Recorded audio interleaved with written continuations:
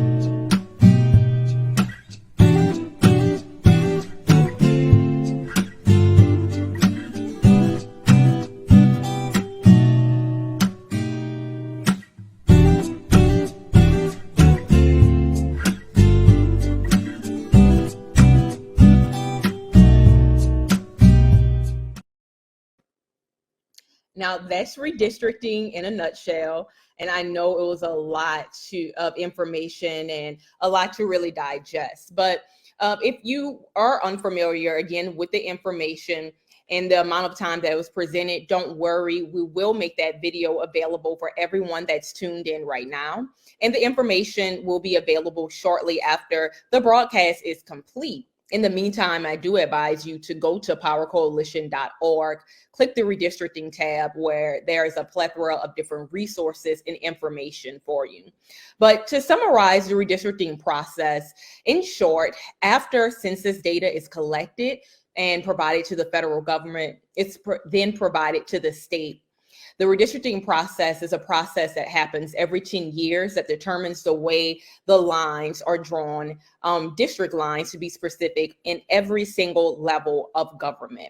It definitely influences fair representation because the outcome of this process determines who is elected, how they may potentially vote, and also it determines what assets or lack of thereof would be available within your community. And we know as individuals, we don't live single issue lives. So the outcome of this process determines the next decade as it relates to resources, healthcare, resources for the school system, infrastructure, centering all Louisianan families, and more.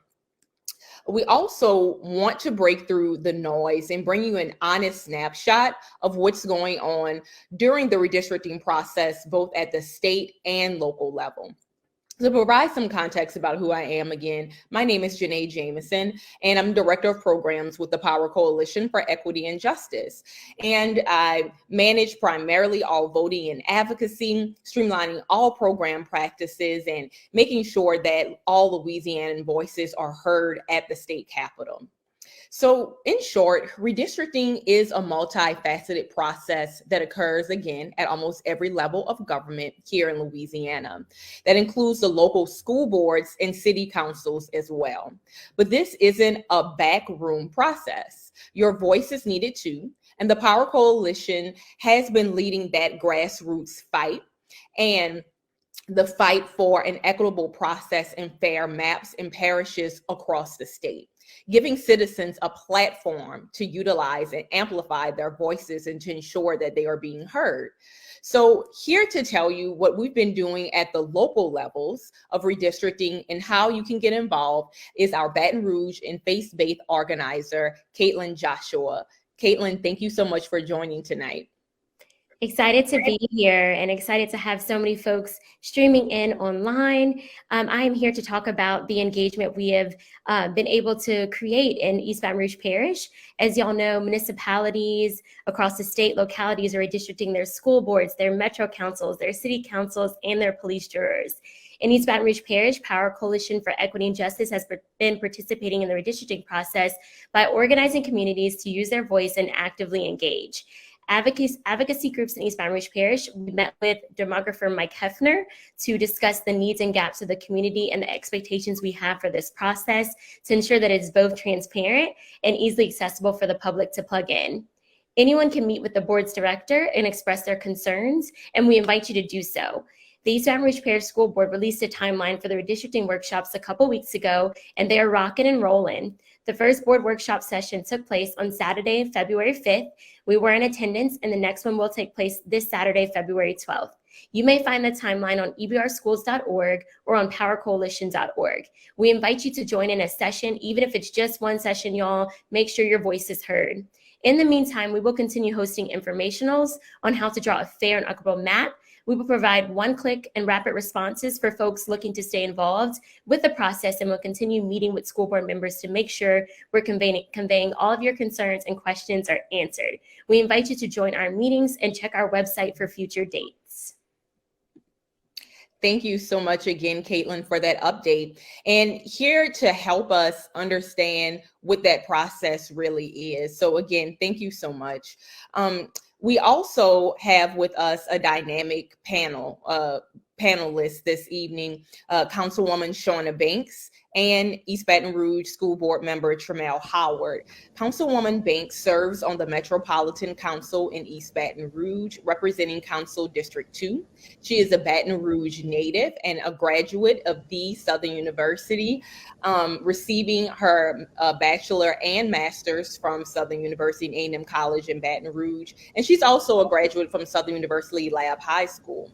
Tramel Howard, born and raised in Baton Rouge, is a member of the East Baton Rouge Parish School Board in Louisiana, representing District 3. He assumed office in 2019 and also serves as the State Director of the Education Trust.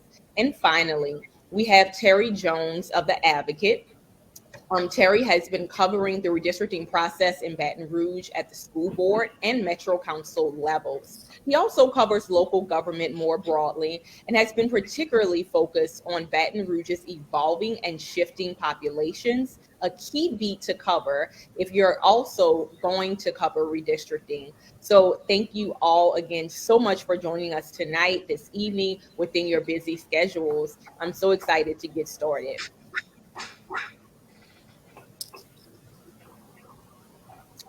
So first, I would like to begin with Terry.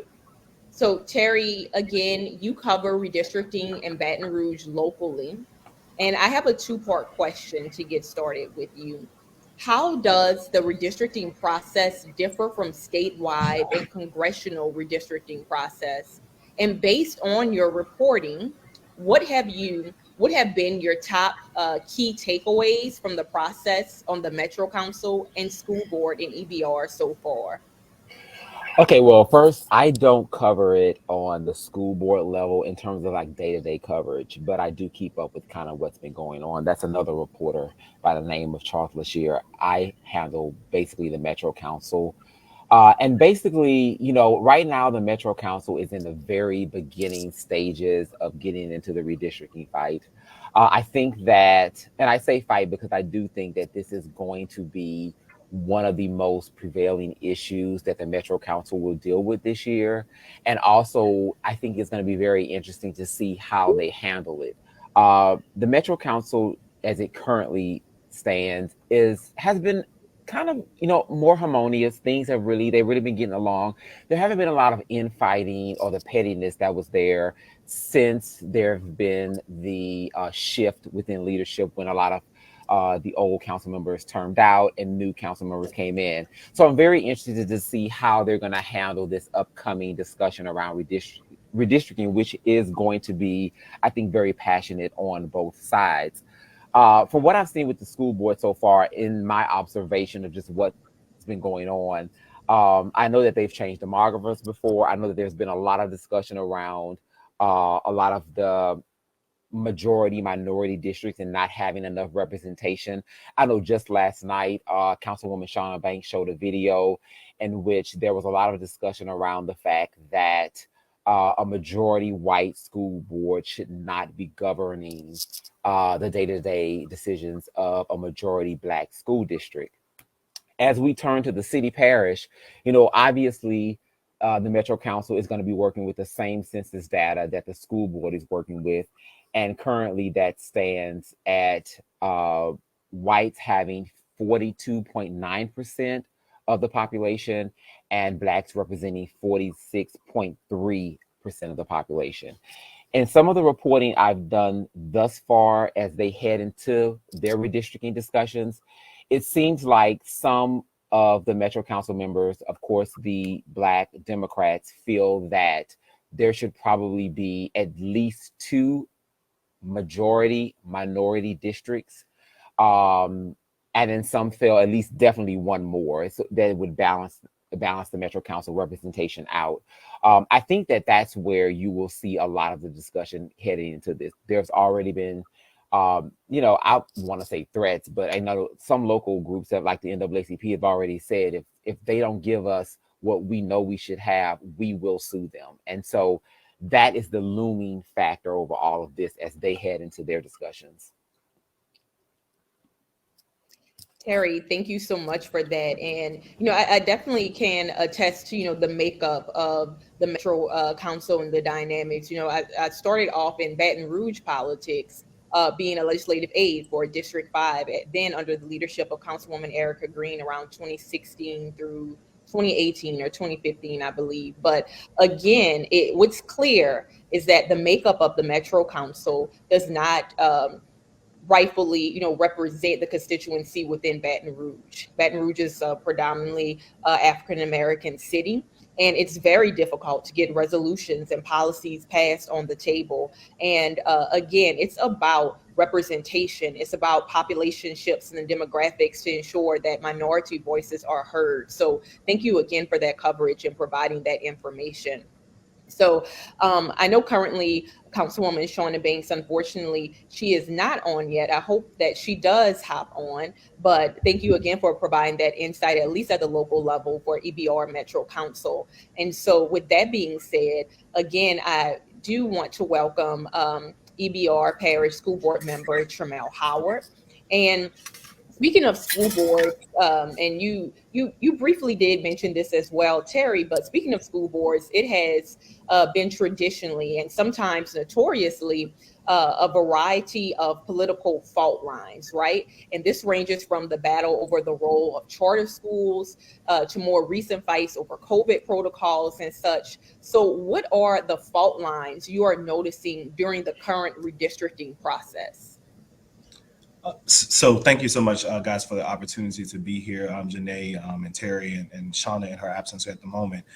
So, it's just like everything else when you think about like systemic issues. Like this is a systemic issue. We've seen gerrymandering and redlining and all of those things affect how we govern and the opportunity to have representation. I think one of the major fault lines for me is that you are, as a board member, as a Black board member, one of my goals is to increase minority representation to reflect the school district that we currently serve. But in order for that to collectively pass, you have to have now a majority white district basically relinquish their power within fixing the particular district and fixing the representation. And so I think the major fault line is that you're asking a system that was designed to do exactly what it's doing to correct itself. And something that we just really have to think about as we think about like the strategic way of engagement with our community in order to ensure that we have correct representation on the school board. Thank you so much for that. And again, it's ensuring that everyone is rightfully so represented, that there's equity within this overall process. And I think you did hint on that, one of your main priorities is to fight for that additional representation. But when we look at that overall process, Mr. Howard, what are some other priorities for school board redistricting for you? Yeah, I mean, I think that that's the ultimate priority for us, and as a collective Black Caucus of School Board members, we've talked about like how do we ensure that we increase minority representation so that the voice of our community inside of our schools is represented on our school board. And I think that that has to be the overarching priority. But the priority is to really increase that minority representation. And we use the word minority loosely, but really the minorities are the majority in this particular situation. So one of the priorities is to figure out how to increase that voice to make sure that the community is allowed to elect the people to represent them on the school board. And that may look different. So another priority in our way is like, how do we increase representation? And that may be by doing things differently. So right now we have a 9-member board. So there is a lot of talk about increasing the number of seats by increasing the number of board members. So we're elected by 9 single member districts. Like, how do we get additional representation? So that may mean that the school board goes from 9 to 11 members. And so I think that has been our major priority, and making sure as a collective that we give individuals an opportunity to engage with this process, to be as transparent as possible, and to really make sure the voice of the collective community is heard throughout this process, even though some may say, it's short, it's rushed, but we know that we have to get it done. We're in an election year. Qualifying begins in July. So in order to give people not only the opportunity to elect them, but also to give candidates the rightful time to be have run a diligent campaign, like we have to move with a sense of urgency, but also doing this collectively with the community. Thank you. Thank you so much for providing that insight. And I just want to hone in on, again, something that you said, that, that additional representation in those 11 districts. We know that, the Power Coalition and other advocacy groups have been pushing for that 11 district bench, and some even 15 districts, And so we know that in order to get there, it will be a difficult task. It will be made out of compromise and all of these things. But I do thank you as a leader for recognizing that, and, the steps that you have to take it as an elected official along with your colleagues in order to get there. So saying that to say, can citizens be able to be involved within this process, such as submitting public testimony? With the statewide process at the legislature, there is an opportunity for folks to actually email. If they're unable to attend meetings, they can then submit in written testimony and things of that nature. And so I'm sure at the local level, folks still want to be able to be connected. And sometimes attending a in-person meeting, it's, unfortunate, it's very difficult. We know that we live, have multiple responsibilities and such. So is there some type of portal or a system where folks can be able to input public testimony and input for the school board? Yeah, absolutely. And so one of the things that I really appreciate about this process is that we've developed something that's pretty new, in the sense that we now have a system called Maptitude. And so it's an opportunity for the public to actually go onto the EBR website and create their own maps of what they believe the district should look like. And, there's a whole tool that allows you to say, hey, if the plan that you submit is legal, like what are like the fault lines and all the things that could create based off of the plan you submit. You can start from scratch. You can start with the foundation. It's a really cool tool. And actually, we are in the middle of a redistricting meeting right now. And so we are learning like the ins and outs of the system. But I think the public needs to be aware that on EBR, www.ebrschools.org, there's actually a tab on the home screen, if you scroll over, that is specifically targeted or named redistricting. And it gives you a list of all the opportunities to publicly engage. It gives you a list or a link to Maptitude. And, the contact information of board members are there. So feel free to email the board members as it relates to like what you think and the issues that you have. And we're constantly engaging with Mr. Hefner, who is our demographer, as we think through these things. And I think that one of the things that's important for the public to know is like that this engagement is necessary. And like I said, like we're already at a disadvantage as it relates to like the number of votes we have on the board to make what we believe to be true as a priority in these conversations that we're having about the politics of it. And so that voice from the community is definitely necessary. And so we've had support from groups like the NAACP and all of the all of the legal fund folks who are interested in helping us to make sure that we carve out a map that is representative of the population we serve and really giving folks an opportunity at fair representation, specifically on the school board. Thank you. Thank you. And just for clarity, once certain maps are submitted or approved, I know you mentioned Maptitude and the portal and how easily accessible it is.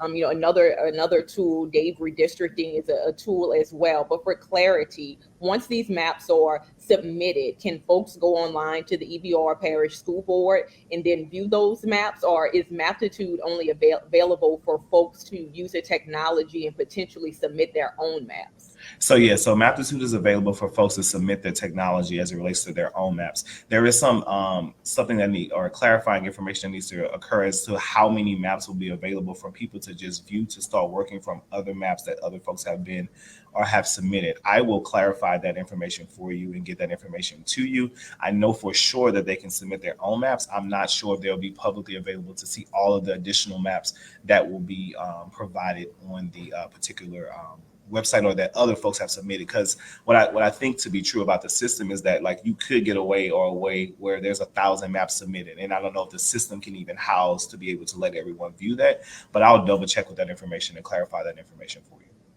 Thank you, because I do think that will be useful for the public. For instance, when maps have been submitted on the statewide, the state legislature, people are able to submit them and they're viewable. So, I would like to possibly get a follow up so that, folks can have access to it along the process. And like you mentioned, it may be a speedy process. So again, thank you for providing that information and also agreeing to look further in that so that it can become more accessible for the general public to see things as they're being approved. And so again, thank you so much, Mr. Howard, for your input, for your leadership and your strategy and different things that you've mentioned tonight. And Terry, I really would like to come back to you in closing out as we're looking at the local redistricting process. But based on your reporting, what should we be looking out for next regarding redistricting on the local level and specifically the school board? Because, you did clarify that you've been covering the school board more rather than the opposite. You've been covering the Council more than the school board. So what should we be looking out on the local level for EBR Metro Council? Oh yeah, great. That's a great question. So basically, on February 22nd, the Metro Council will hold its first public redistricting meeting. And that's literally the first time where I think that they will meet with the demographer, which is the same demographer that the school board is using, Mr. Hefner, and the talks will begin. There was a lot of discussion about this last night in regards to what happens next. There was talk of having single district meetings, with community members. There was talk of maybe having multiple public meetings where people can come in and voice their opinions. There was talk of having an online portal as well. Would they be able to submit maps? I think Shauna asked that question. And the city parish does have a very good IT department. And so I'm thinking that that may be a possibility. You can, of course, already submit public comments to the Metro Council members and email them. And I think that, like what Tramel said as well, the public has to be and needs to be very, very engaged in this process. And it should be, at the end of the day, what they have to remember is that it doesn't matter really who the demographer is. The demographer works for the Metro Council, and the Metro Council is the final vote on whatever maps are decided. And they are the ones that are to be held accountable for the decisions that are made. And so I think that showing up to these public meetings, the February 22nd one would be great, submitting those comments, letting them know how you feel. One of the things that I did mention when I was speaking before was that, I did break down the percentages that they are working with, which showed that 42.9% of the population is white, 46.3% is black. But I think that another percentage that's out there as well is that the numbers that they're looking at also break down the racial demographics by persons 18 years and older. Of course, those are the voting population. And I'm thinking that when you look at those figures, whites are at 46.1% and blacks are at 43.7%. So that would then show you that whites have the majority and blacks have the majority if they look at those percentages. So I think it's going to be very important for the public to look at what numbers are being discussed by what council members to determine what they're going to try to do when they try to make up these maps. And you definitely want to be engaged. Of course, I'll be writing about it as it happens. And definitely, you know, if you want your voice to be heard, come to the community meetings. I think that a lot of the council members do want to hear from the community, but they also know that it's going to be a lot of competing interests in this thing. And so, you know, having an ear to your council person, you know, definitely seeing what we're reporting to kind of keep up with everything will be the way to go if you want to like stay on top of how this all shapes out with the Metro Council. So again, thank you to the both of you, Terry Jones with the Advocate, EBR School Board member, Tremel Howard. Before we do close out this segment though, I do think that it is important to possibly repeat the website and different ways that folks can access what's going on with EBR School Board again. So Mr. Howard, could you please give the website? Yeah, so the website is www.ebrschools.org. So that's www.ebrschools.org. And I will quickly give over some opportunities for folks to engage coming forward. So we just concluded our board workshop for at the Professional Development Center for engagement. We have another meeting on 2/19/22 at 9 a.m. at Park Elementary related to redistricting. We have another meeting 2/24 at 5 p.m. at the Professional Development Center. Another meeting on 2/26 at 9 a.m. at the IRC building. 3/3/22 is when we are actually going to have a plan that's recommended for approval.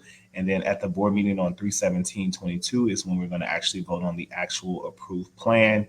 And our plan has to be submitted to the Secretary of State by June 20th this year, obviously. And all of this information can be found on the website, but I just wanted to give voice to those things that you will see on the website. And it has a link to Maptitude on that particular page. Awesome. Again, thank you both so much for your leadership in your own right, you know, for being able to share the needed information with community, being able to amplify the voices of those who are most vulnerable at times throughout this state and within this process, and really sharing the importance of ensuring that that additional representation is needed, that you will fight for that, and that you will report on that and on these issues. And as we mentioned, you know, redistricting is happening at every level here in Louisiana, and it's at the statewide level as well, the state legislature, Congress as well, where many of the headlines have been coming from for good reason, right? And the Power Coalition, we have been at the Capitol every single day. I can attest to it. I've been there all 10 days within this redistricting fight. And the extraordinary session is scheduled to end on February 20th. However, it's been a critical process, right? We've been able to mobilize over 250 folks to the Capitol throughout various road shows, 10 road shows throughout the process. Communities have stressed the importance of having that additional representation and the need to center Black folks and communities of color. And again, it hasn't been an easy fight. As an advocate, it has not been an easy fight for legislators as well. But we do know that it's important that community and our legislative body does align throughout this process, because it determines the next 10 years, the next decade. And it's perhaps one of the most important because our democracy literally depends on it. So here to update us on the grassroots advocacy happening at the state capitol right now is my colleague, Morgan Shannon. Morgan, thank you so much for joining us tonight. Morgan, we can't hear you. So if you're talking, please unmute yourself. Thank you. Can you hear me now? Perfect. Thank you. Yes, this process has been a long time coming, and the Power Coalition has been hosting and been a pivotal part of this process. We've been hosting political education for about a year and a half around redistricting. Most recently, we wrapped up the road shows where we had our partners hosting trainings prior to the road shows for over 1,200 people across the state from around about October to January. These last 2 weeks, we've heard extensive testimonies from our base and our partners. And the data is clear. The maps show where possible. There's fair maps that need to be drawn and equitable representation that shows the reflection of our population.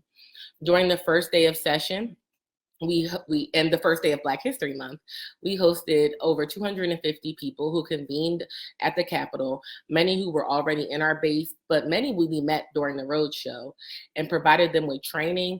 But most importantly, they demanded fair maps. They descended on the Capitol and said, the old way we've been doing things is not right, and we have a new way, and a new way is coming. Black and brown people put their lives on the line, oftentimes what we do to be able to protect democracy. I have some simple math that I want to share with you that we often share with community, because one of the tenets of the Power Coalition is to meet people where they are. And so we have the second largest population in the country. 33% of our population is Black. We have 6 congressional districts. 1/3 of 6 is 2.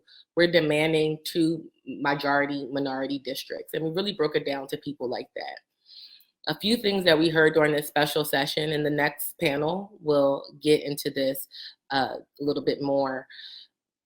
We'll get into this a little bit more clearly. We heard from elected officials who typically do not center equity and justice. They typically do not center the lives of Black and brown people and what's best for them. And we heard that they were trying to protect Black and brown people. However, the maps that they submitted did not reflect that. Let me be clear. There is no protection without representation. You cannot protect me if you do not represent me. And that's the essence of democracy. We will not stand for racist maps. We will keep putting the pressure on those who are in power. And our memories are long. Where we are now is that maps with only one minority district will go before Governor Edwards in the upcoming weeks. The governor has the ability to veto this map. He has the veto power. And he also has said that he would in various mediums. The governors of both Kansas and Kentucky, most recently, who are Democratic governors in Southern or Republican-led states, have vetoed their racist maps. Their vetoes were overturned, but they did what was right for their people. They were on the right side of history. This is what I know. There is a check that needs to be cleared with Governor Edwards. 2019, Black and brown people were instrumental in getting him into office. The people that we've heard from across the state are ready for that check to be cashed. We will continue mobilizing our base and our partners, because that is what we do. We're asking folks to take one clicks. It's a process by which they can demand their elected officials do what's right for redistricting from the courtesy of their home. And we'll keep demanding equity and justice. In the next panel, they will be able to talk about more deeply about the details of the environment that we're in. But we ask you to visit powercoalition.org to get more information around redistricting. Thank you, Janea. Oh, thank you so much, Morgan, for providing, that insightful status of, what's been going on at the statewide level. And again, while there are some leaders who haven't been centering Black folks within their policy, we're grateful to have partnerships with folks who are amplifying the voices of their constituents and stressing that it is important to have that additional representation and to center Black folks. And I'm excited that they were able to join this panel tonight. So here to help us understand the redistricting process at the state level, and all of the things that it entailed within the process going on within this extraordinary session is another group of great panelists, right? State Representative Royce Duplessis and State Senator Ed Price. Representative Duplessis represents District 93 in Louisiana House of Representatives. He is a graduate of Xavier and Howard University, and he has been practicing attorney in New Orleans area for years before taking office in 2018. Senator Ed Price is in the state Senate and represents Senate District 2, representing parishes, the river parishes, as we call them: Assumption, Iberville, Lafourche, St. Charles, St. James, St. John the Baptist, and so many more. Senator Price was also raised in Darrow, Louisiana, and has been a supervisor for BASF for more than 30 years. Unfortunately, we were expecting another media person to attend, but unfortunately they are unable to join. But again, thank you all for being leaders, and thank you all for taking the time out to join tonight, because again, I'm at session every single day, and I know that the schedule is very hectic within this time. So thank you all for joining us. Thank you for having us. Definitely. And so I'll start off by asking both of you the same question I asked on our earlier panel. So I'll begin with you, Rep. Duplessis. What are your particular priorities for this redistricting session, and why? Well, my priority is to make the maps, whether it be state house, state senate, Congress, the judiciary, to make those maps look more like Louisiana. And, right now they don't. So, it's pretty straightforward for me. And, we have other rules and guidelines that we have to follow. We have to respect parish boundaries to the extent that we can. We have to respect communities of interest. I don't know every aspect about Northern Louisiana, so I have to rely on my colleagues to help inform me that, hey, if you move this precinct out of this district, that's problematic for that area, because those two precincts are connected at the hip. So understanding those nuances, so respecting those local norms and traditions, trying to navigate that, but doing it in a way where we, at the end of this process, are moving in the direction of making the maps look more like Louisiana. It's a slow process, and however we end up at the end of this process, we know it won't look like it should. But my priority and my goal is to move it in a direction towards where it does look more like the state. Thank you. And thank you for sharing that. Just to be clear, that the process is strenuous. It's a lot.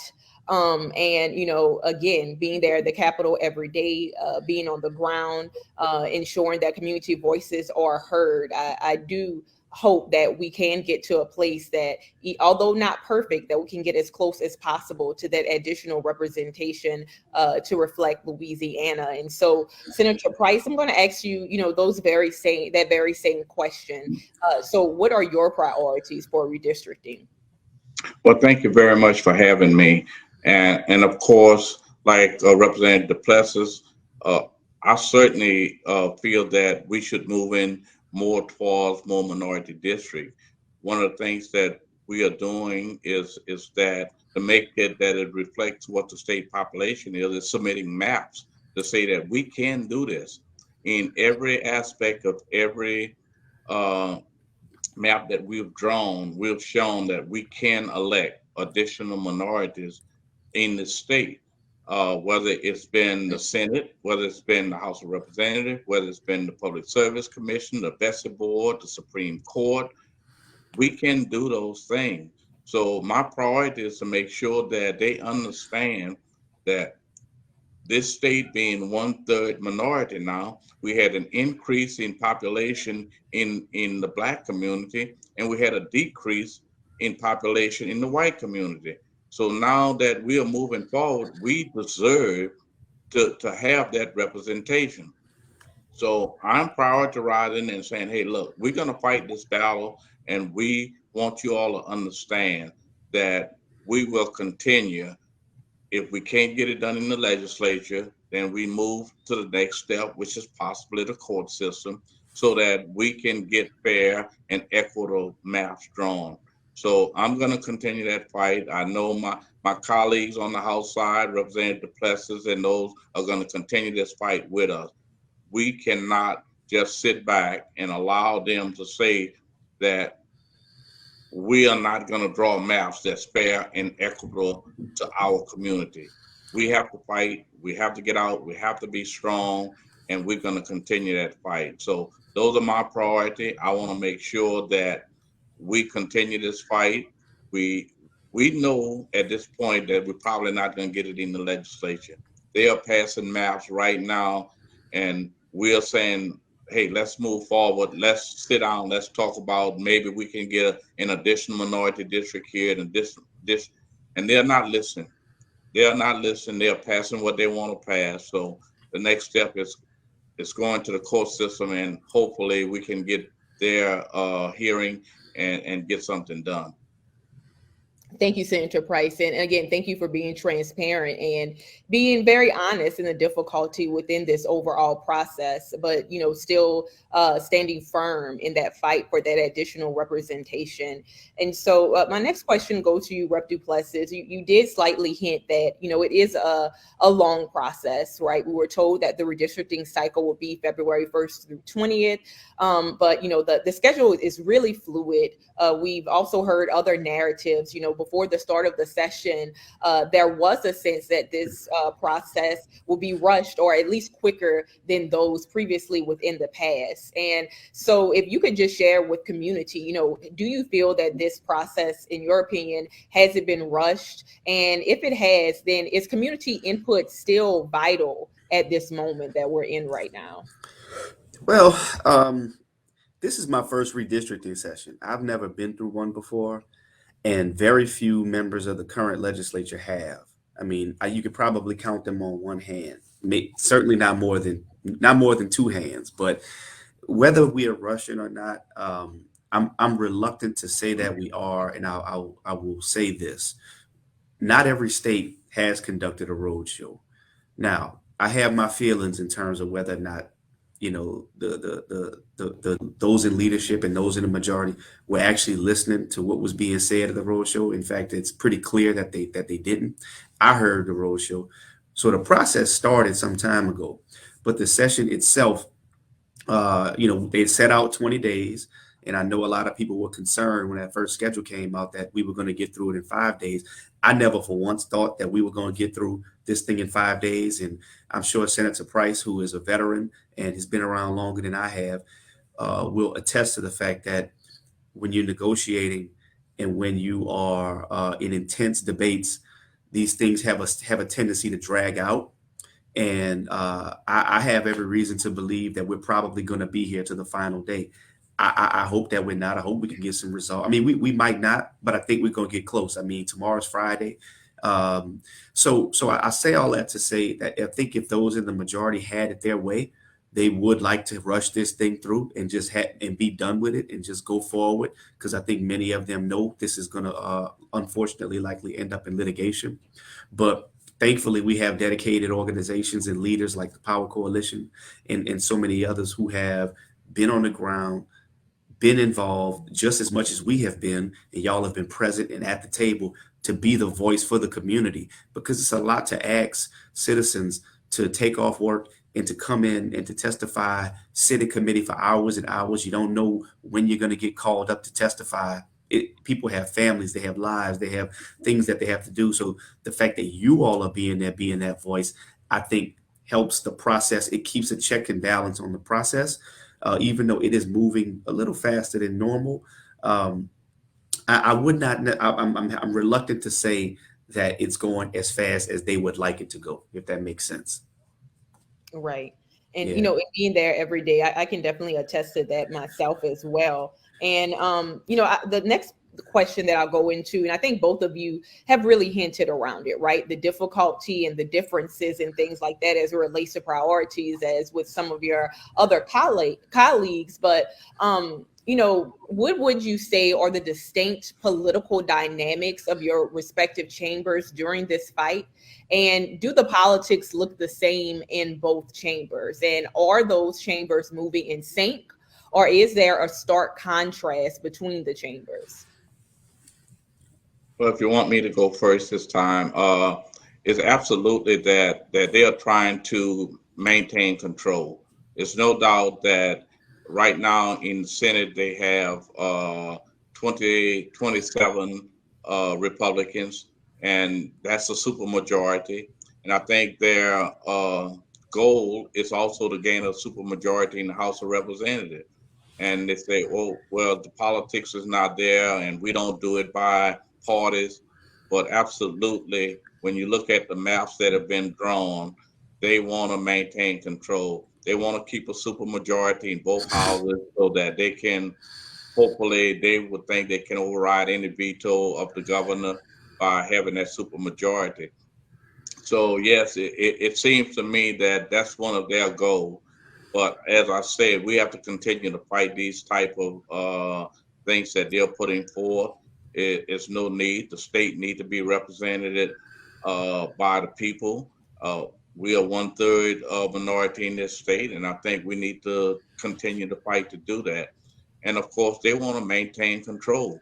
That's their goal. I see it all the time that they want to maintain control and keep that power. So we have to, as the minority, say, hey, look, we want our fair share. We want fair and equitable maps, and we're going to continue to fight for that. Thank you, Senator Price. And all in all, again, we have been stressing just to create an opportunity out of everything, and so Senator, thank you so much for that transparent answer and that honest answer. Rep. Duplessis, do you have anything you would like to add? Yeah, no, I think Senator Price hit it on the head. In terms of any distinctions between our chambers, there's no difference in the fact that whether you're in the House or the Senate, control is what this is all about. And to get things done around here, you have to have a majority in most cases.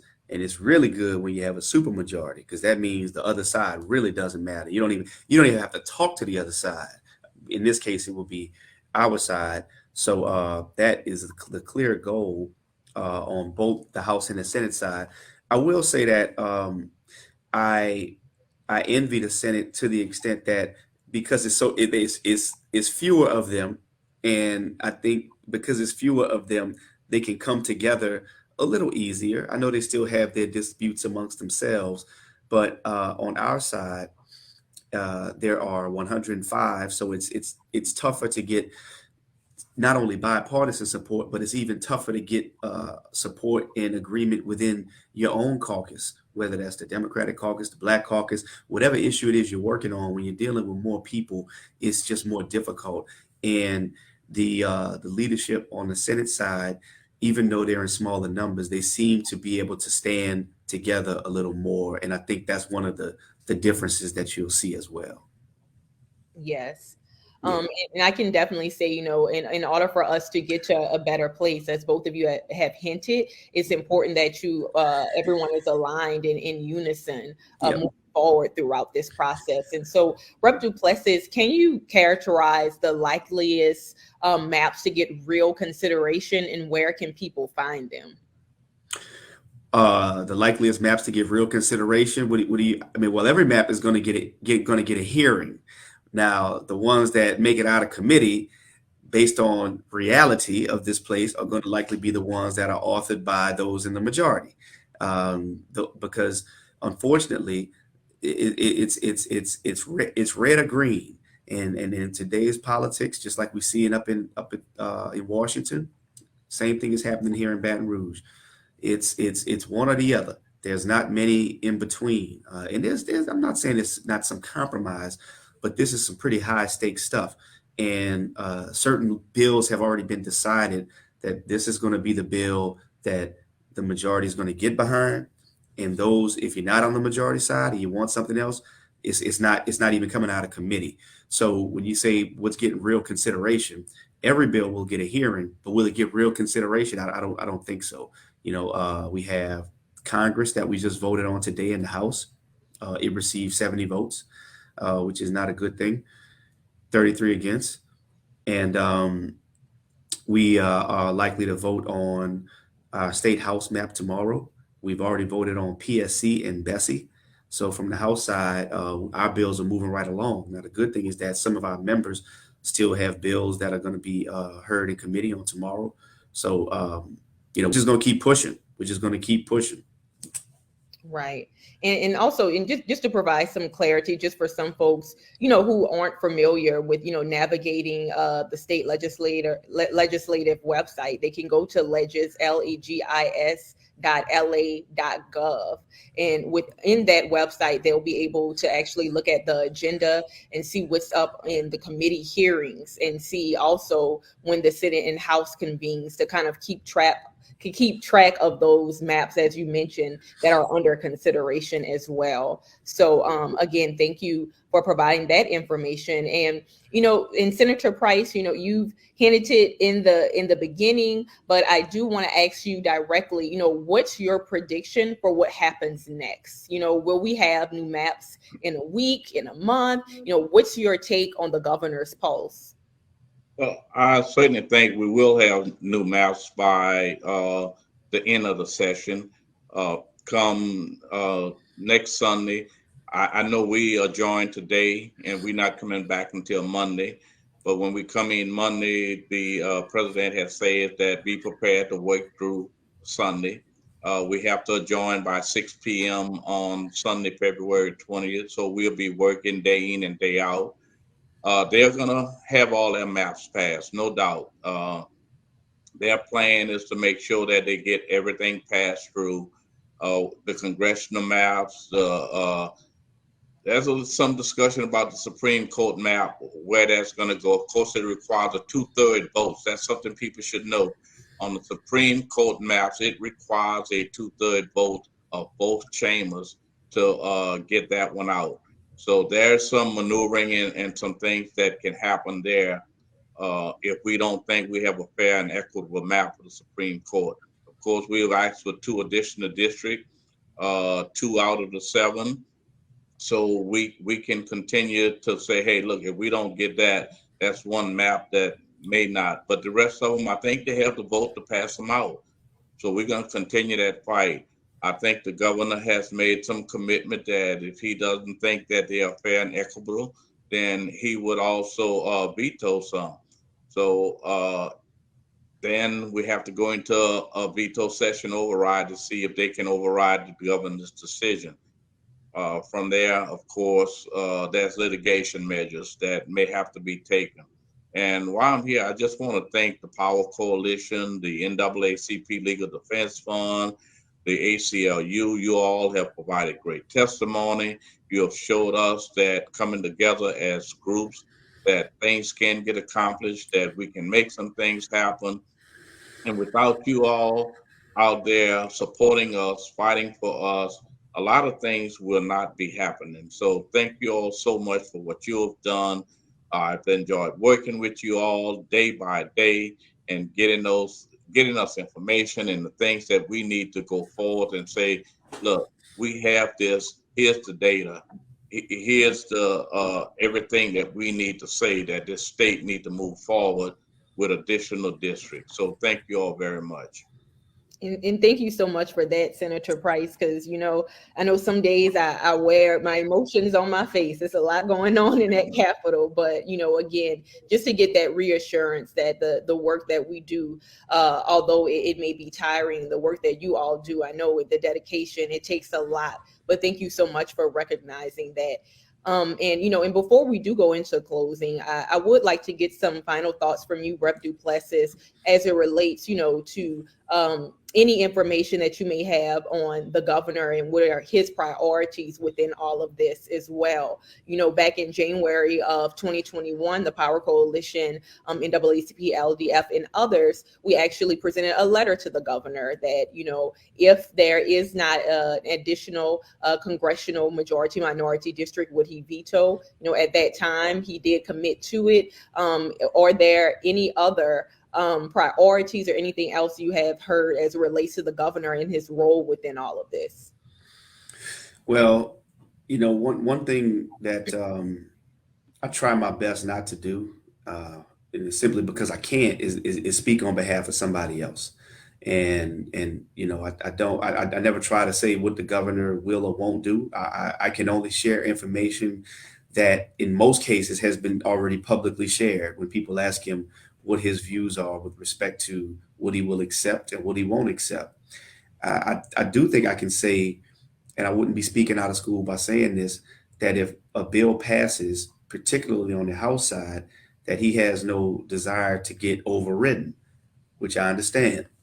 But I think the question that the governor is ultimately going to ask, because those bills will pass, the unfavorable bills will pass, and they're going to pass with high numbers. I think the question that the governor is going to have to ask himself and answer for himself is he willing to go through being overridden? Is this issue that important whereby he's willing to veto a map and then be overridden?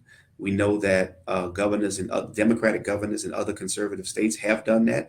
I know, for example, in Kentucky, the Democratic governor there, he vetoed a map that he didn't find to be fair, and he was then overridden. I think it happened in maybe one other state or possibly more. But I think that's ultimately going to be the question that Governor Edwards has to ask, because these maps will pass. And I don't think the equation should be whether or not the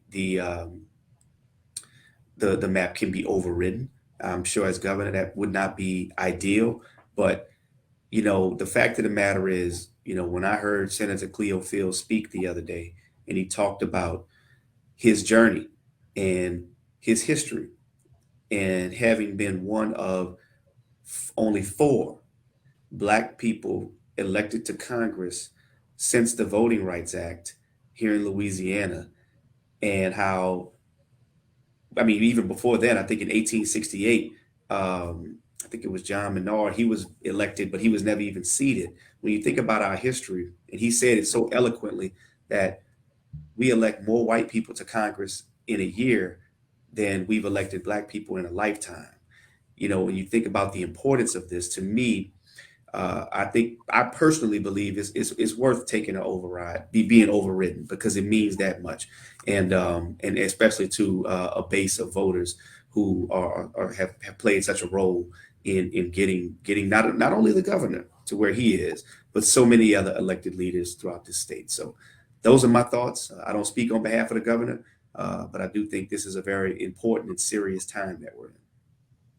No, right. And I appreciate that, you know, that perspective and that insight. And I do think that it's important that community gets the real dynamics of what's been happening and what's the possibilities, whether it's in our favor or if it's not in our favor, right? And again, all in all, I do think that it's still critical that community voices are clear on what they want. And I just want to stress again that, you know, the work that we do and the work that you all do, it could not be done without community. So very grateful for, again, each of you for taking the time out tonight and also being very responsive to community members as well. There's never been a time when, if we haven't brought someone to the Capitol, that there wasn't some type of accessibility to really listen to them in depth detail in and even outside of the committee hearings to really understand like why they are here. And really a special shout out to the young folks that have really been involved in this as well. So many amazing students from various HBCUs and LSU and all over throughout the state of Louisiana, even high school students taking that time to be involved and within this process. And again, you all being very open and having that listening ear to listen to each of their concerns. So again, thank you all so much for joining. I know that the schedule is a lot right now. And again, I want to thank all of our guests tonight for participating and, you know, and giving us a snapshot of exactly what's happening during the redistricting process, what's at stake, whose interests are on the line, and how we, the people, can make an impact within this process, because we can't center all Louisianians with ignoring a vast majority of its population, and that includes minority voters, and to be specific, Black voters. And this is what democracy looks like. And it's important that the community knows what's being done within our name. And so I will close out with a few housekeeping items. But again, thank you both to Senator Price, to Rep. Duplessis, to EBR Council Member Jamel Howard, and to Advocate Reporter Terry Jones. And so you've heard over and over again the importance of community voices and your voices being lifted and amplified. I want to stress again that session is expected to end on February 20th, but the work does not stop. If you are still interested in coming to the Capitol and being very vocal, you can still have that opportunity to join committee hearings and share your testimony. If you are, simply afraid to testify in person, or it's just inconvenient for you, you can submit that public testimony to email, and we will provide that information to you as well. And then there's even a more accessible way to get in contact with all of your legislators. If you go to powercoalition.org, you will see the various one-clicks that are there that will give you a true representation of what's at stake and what's up in committee hearings or on the floor. And that way you're able to actually submit testimony and connect directly to your legislators through that one-click campaign and various action items on powercoalition.org. And I also would advise you to follow us on social media. Our Instagram is very active, providing you with all the many ways to stay connected. And you can follow us on Instagram at Power, POWER, COEJ. And we're also on Facebook at the Power Coalition for Equity and Justice. And as a reminder, again, this has been brought to you by the Power Coalition for Equity and Justice and the Bayou Progressive. And you can learn more at our website and follow us on social media, as those handles were already presented to you. And finally, the Bayou Progressive will debut tonight at midnight. And this month, I am super excited for the launch of this online digital media outlet, and it will focus heavily on the very redistricting process that we've been talking about. And so I encourage you all to check it out at bayouprogressive.com. And in closing, again, I'm Janea Jamison, and it has been my honor to moderate this conversation with you tonight. Good night, and I will see you next week at the Capitol.